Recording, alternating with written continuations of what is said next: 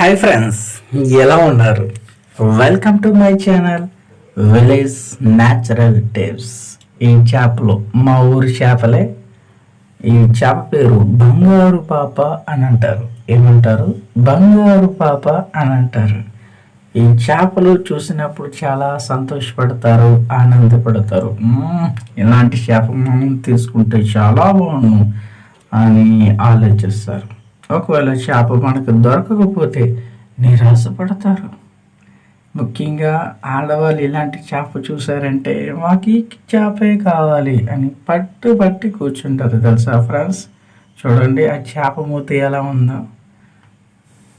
చూస్తున్నారు కదా ఎలా ఆడేస్తుందో, నోరు లబలబలాడేస్తుంది. ఈ చేప పేరు బంగారు పాప. ఈ చేప ఎక్కువ ఉంటాయి కదా, మంచి ఫ్రైకి బాగుంటుంది.